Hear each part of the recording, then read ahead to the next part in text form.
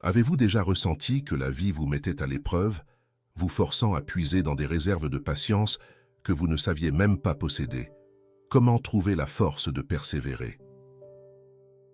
Aujourd'hui, nous allons explorer la notion de patience face aux épreuves à travers les enseignements de deux figures majeures. Sénèque, le philosophe stoïcien, et le prophète Muhammad, que la paix soit sur lui, le messager de l'islam. Vous découvrirez comment ces deux maîtres de sagesse ont transformé l'adversité en force intérieure.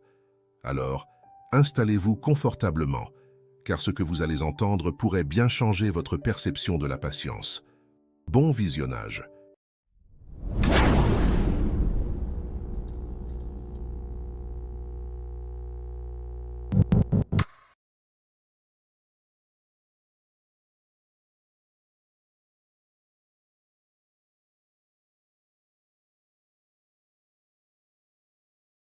Sénèque, né en l'an 4 avant J.C., est l'un des plus grands philosophes stoïciens de Rome.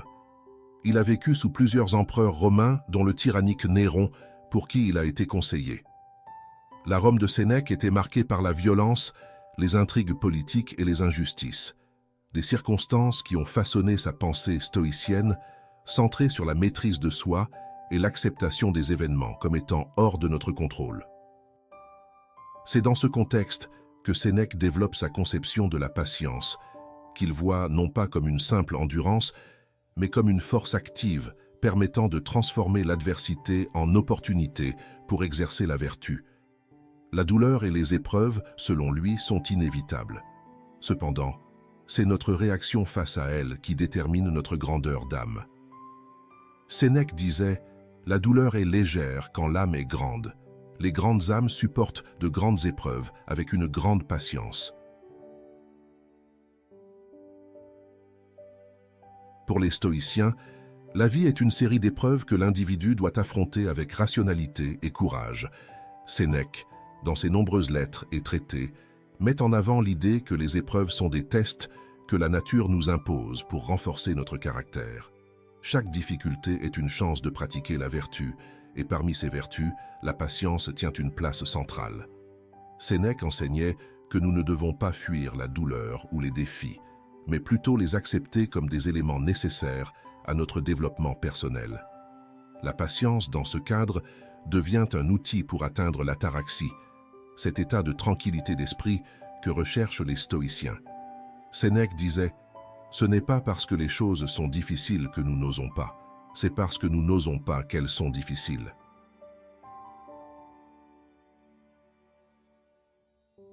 Le prophète Muhammad, que la paix soit sur lui, né en 570 après J.C. à la Mecque, a reçu la révélation divine à l'âge de 40 ans, dans un contexte de profonde tension sociale et tribale dans la péninsule arabique.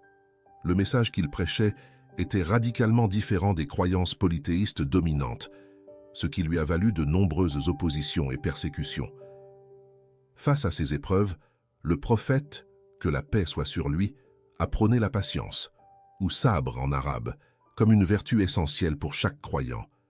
Le concept de sabre dans l'islam va au-delà de la simple endurance.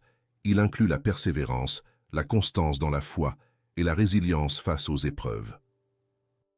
Le prophète, que la paix soit sur lui, disait « La patience est une lumière. »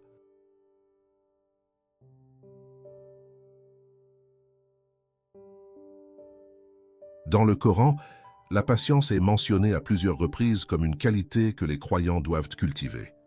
Elle est non seulement une réponse aux difficultés de la vie, mais aussi une preuve de la foi en Dieu.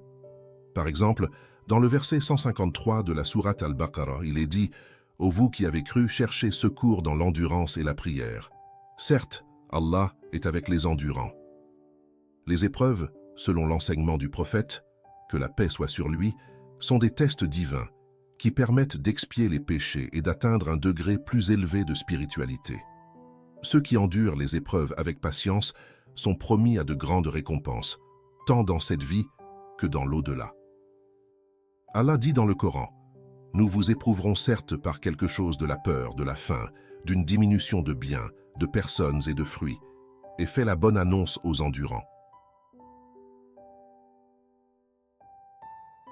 Lorsque l'on compare les enseignements de Sénèque et du prophète Muhammad, que la paix soit sur lui, sur la patience, on observe à la fois des similitudes et des différences fondamentales. Tous deux voient les épreuves comme une part inévitable de la vie humaine, mais les interprètent à travers des prismes différents.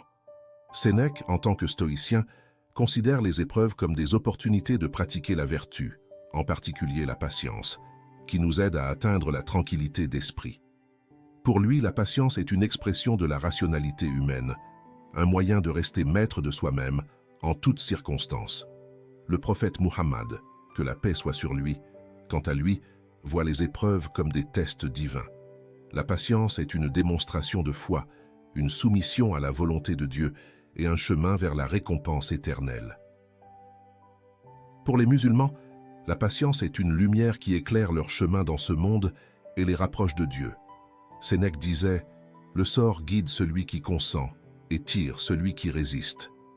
Prophète Muhammad disait « Le croyant qui endure avec patience la perte d'un enfant, d'un proche ou de biens sera récompensé par le paradis ».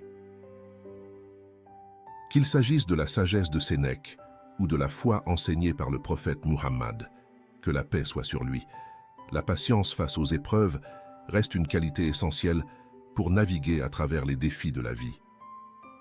En cultivant la patience, nous trouvons non seulement la force de surmonter les obstacles, mais aussi un moyen d'atteindre une paix intérieure durable. Alors, que votre chemin soit guidé par la raison ou par la foi, rappelez-vous que la patience est une lumière qui éclaire les moments les plus sombres de notre existence. Je vous remercie d'être arrivé jusqu'ici, et si vous avez aimé, pensez à mettre un j'aime et à vous abonner pour plus de contenu qui explore la richesse de la sagesse philosophique et spirituelle, et partagez cette vidéo pour aider d'autres personnes à comprendre et à trouver la force dans la patience et l'endurance. Je serais curieux de savoir ce que vous en pensez. Allez, à vos commentaires. Je vous dis à bientôt. Salut, salam.